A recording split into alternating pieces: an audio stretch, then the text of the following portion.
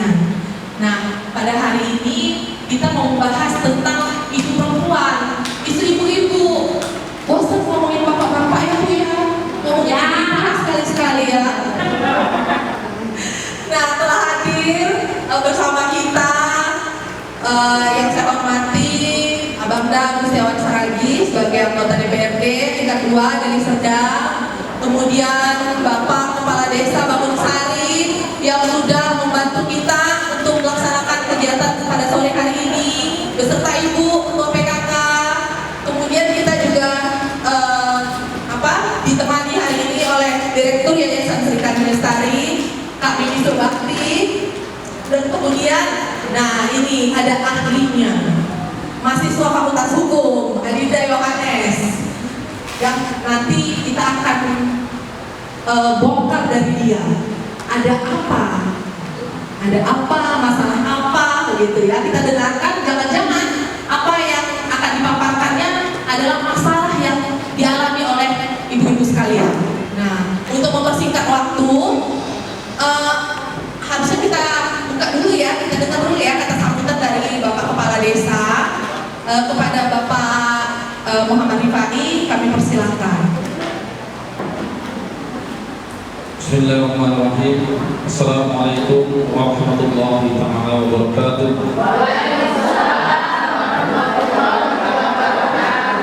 Alhamdulillah, bersyukur kita kepada Allah Subhanahu wa taala, Tuhan yang Maha Esa, masih diberikannya kita kesehatan, kesempatan sehingga kita dapat hadir dalam rangka seminar perempuan dalam gerakan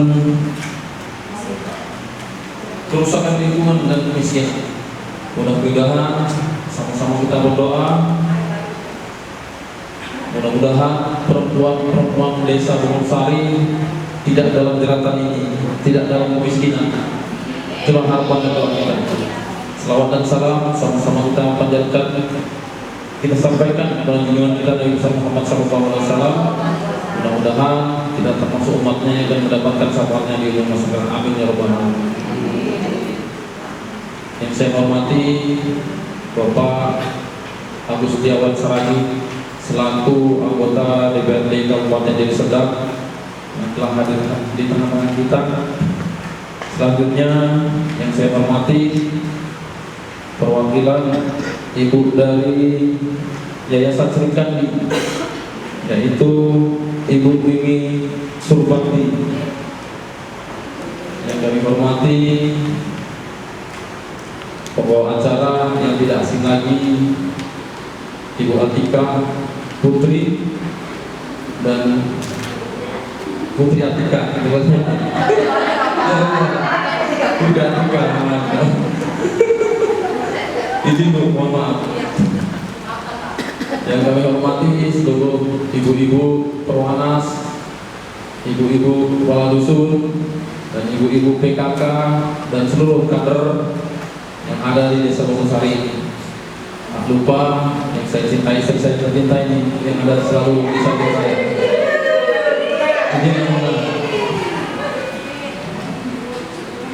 Alhamdulillah, saya ucapkan terima kasih kepada ibu-ibu seluruh, termasuk anggota Perwanas dan ibu-ibu dari PKK, dari Bapak Ibu Kadus yang hadir di sini. Saya ucapkan terima kasih. Mari kita dengarkan nanti acara sosialisasi ini. Mudah-mudahan menambah ilmu untuk ibu-ibu, menambah wawasan tentang kerusakan lingkungan yang ada di rumah tangga kita, di sekitar kita. Mudah-mudahan kita bisa mengaplikasikannya ke keluarga kita masing-masing, ke desa masing-masing, dan dusun-dusun kita masing-masing. Mudah-mudahan rumah tangga kita, dusun kita, desa kita tidak terjadilah kerusakan lingkungan dan tidak terjadi kemiskinan. Itulah harapan kita. Sama-sama kita berdoa, mudah-mudahan kita bisa memetik ilmu dari sini. Terima kasih. Mungkin hanya itu yang dapat saya sampaikan. Kurang lebihnya saya mohon maaf yang sebesar-besarnya. Wabillahi taufiq wal hidayah. Assalamualaikum warahmatullahi wabarakatuh.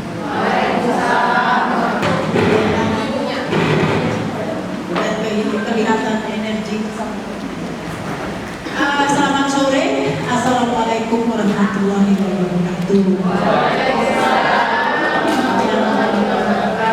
Yang saya hormati Bapak Kades Sari, Pak Bupati, terus Bapak anggota DPRD Deli Serdang, Agus Setiawan Saragi.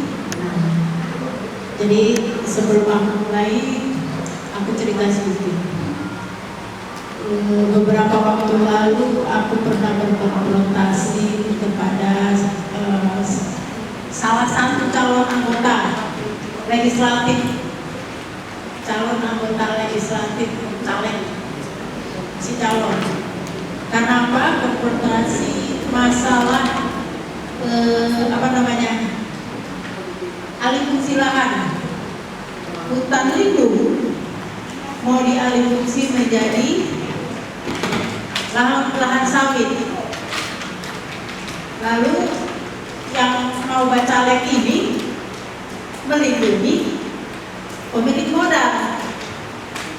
Pemilik modalnya orang jauh, bukan orang tempatan situ, orang jauh. Nah, kita konfrontasi. Lalu saya bilang, jangan memilih partai yang tidak melindungi lingkungan. Karena apa? Karena ujung-ujungnya kita yang disesarakan. Masyarakat di tingkat tapak disesarakan. Tapi mungkin berbeda dengan Pak Agus Setiawan. Itu yang di sana, bukan yang di sini. Ya, mudah-mudahan. Nah, saya sangat apresiasi ketika kenapa mengundang Pak Setiawan dalam ranah perempuan dalam gerakan perusahaan lingkungan. Karena apa? Tika akan melindungi bagaimana usaha Tika melindungi ibu-ibu dari kerusakan lingkungan yang ujung-ujungnya adalah masih pada ranah kemiskinan. Percaya nggak Bu? Kalau alam kita rusak akan menimbulkan kemiskinan. Percaya nggak? Percaya. Nah, salah satu contoh kecil aja. Misalnya pabrik di Purwatika, dia mengeluarkan limbah sebrutal-brutalnya, seenak-enaknya tanpa memikirkan masyarakat di sekelilingnya. Lalu ibu-ibu terpaparlah polusi, ibu-ibu sakit. Sementara uang belanja pas-pasan. Akhirnya uang belanja yang pas-pasan itu digunakan ke biaya kesehatan. Benar nggak Bu? Benar. Terus-terusan begitu maka ibu akan terlilit hutang. Ketika terlilit hutang, apa solusinya Bu? Jual apa yang ada. Setelah habis yang dijual, apa lagi Bu? Setelah miskin mencoba untuk membayar hutang, apa yang ibu lakukan? Mencuri. Oke, bisa jadi seperti itu. Jadi sebenarnya gini, ketika sudah terjadi seperti itu, ibu masuklah dalam jeratan kemiskinan, lalu masuk dalam lingkaran perbudakan modern. Berapapun ibu dibayar untuk bekerja dalam satu hari, misalnya 30.000, ibu terima karena kebutuhan sangat butuh. Benar nggak Bu? Itu bagian dari perbudakan apa? Ketika kita dibayar tidak sesuai dengan upah yang seharusnya, perbudakan. Benar kan? Nah itu yang contoh kecil kita masuk dalam lingkaran itu. Ketika kita membiarkan saja, ya, ketika kita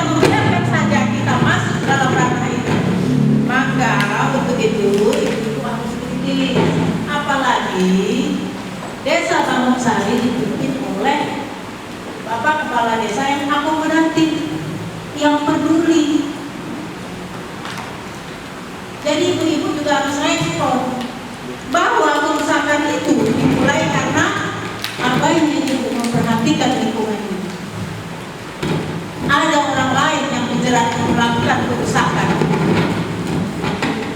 Ada orang lain yang mau melakukan kerusakan, tapi ibu-ibu merasa bukan urusanku. Biarkan aja, jauh kok dari rumahku. Bermula dari situ. Bermula dari sikap apatis sehingga itu lama-lama menjadi besar. Itu satu. Yang kedua adalah plastik. Bagaimana cara ibu-ibu mengurangi penggunaan plastik? Bagaimana sebenarnya penggunaan plastik sekali pakai? Misalnya, ya kita mengkritisi diri kita sendiri juga ya. Dalam konteks ini sebenarnya nggak boleh kalau kita mempeduli lingkungan. Nggak boleh. Harus pakai tumbler, isi ulang. Karena apa? Limbah plastik itu sangat berbahaya. Kita bakar, Bu. Asapnya kita hirup. Ini mengandung merkuri loh. Ini mengandung merkuri. Lagi-lagi mengganggu kesehatan kita. Benar nggak? Nah, harapannya ke depan, ibu-ibu juga ketika perlilitan dan lain sebagainya usahakanlah bawa tumbler. Betul ya? Nah, memang agak sulit, tapi itu harus kita biasakan. Nah, yang kedua adalah yang berikutnya adalah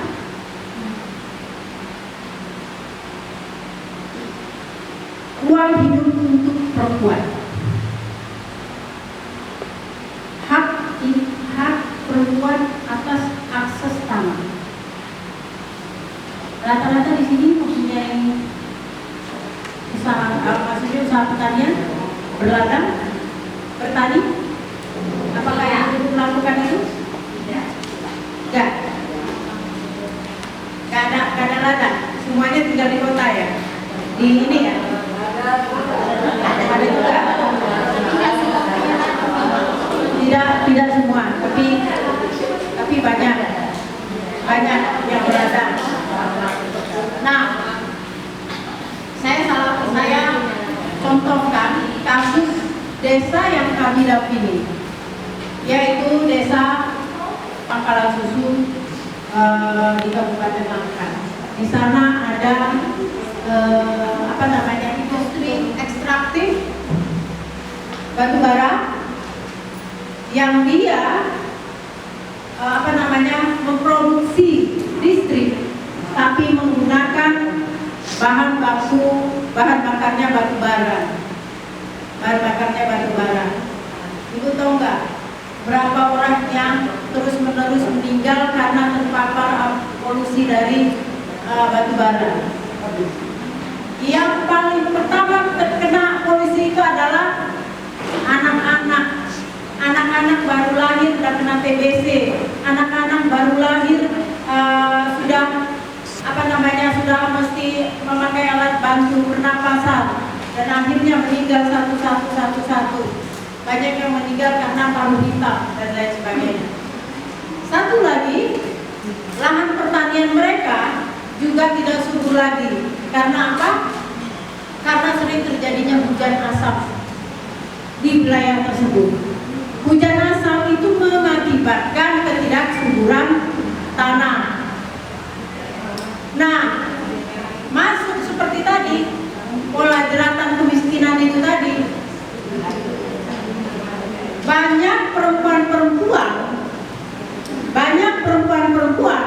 itu yang berburu mendaftarkan diri menjadi TKI.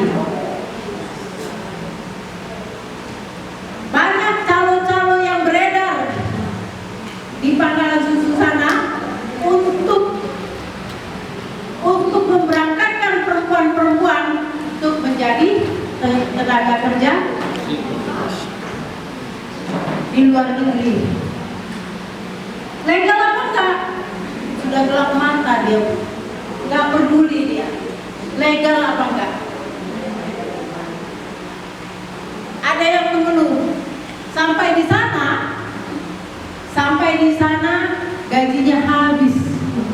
bayar agen, untuk membayar saldo sampai berbulan-bulan. Belum lagi di sana yang disiksa dan lain sebagainya. Nah, perempuan-perempuan yang menjadi TKI beranggapan bahwa ketika mereka punya paspor itu dianggap legal. Orang pijinya pakai pesawat, yang nggak legal itu kan pakai ini, pakai ubur, lalu diturunkan di tengah ini, pakai ubur tengah laut diturunkan. Kalau pakai pesawat legal. Dia nggak tahu kalau pesawatnya itu pesawat, apa namanya, paspornya itu paspor lancong. Dianggapnya karena pakai pesawat legal. Nah, itu banyak terjadi. Itu karena apa? Karena polusi, karena industri. Kita bukannya menolak industri, seperti Tika bilang tadi. Industri itu mendatangkan tenaga kerja agar supaya ibu-ibu semua di sini, anak-anaknya tidak jadi pengangguran. Tapi bagaimana kalau tenaga kerjanya didatangkan dari luar, lalu alam di sini dirusak? Anak ibu-ibu kerjanya di mana? Ibu berladang sudah nggak bisa lagi. Untuk kita. Jadi ibu percaya kan, perempuan dalam jeratan kerusakan lingkungan dan kemiskinan itu dapat menimbulkan kemiskinan. Percaya dengan itu kan? Nah, itu sudah saya jabarkan. Nah, mungkin nanti adik kita Yohanes akan menceritakan bagaimana buruknya para pekerja transmigran, bukan transmigran tapi pekerja luar, pekerja migran. Nah, itu karena apa? Banyaknya orang bekerja memperdagangkan jasanya ke luar negeri karena di Indonesia, di dalam negeri sendiri merasa tidak ada pekerjaan dan tidak terpenuhinya kebutuhan sehari-hari. Kurasa kalau seandainya ibu-ibu ini survive secara ekonomi, mampu menghidupi keluarganya, anaknya, menyekolahkan, nggak akan mungkin ibu pergi bekerja ke luar negeri, ya kan Bu?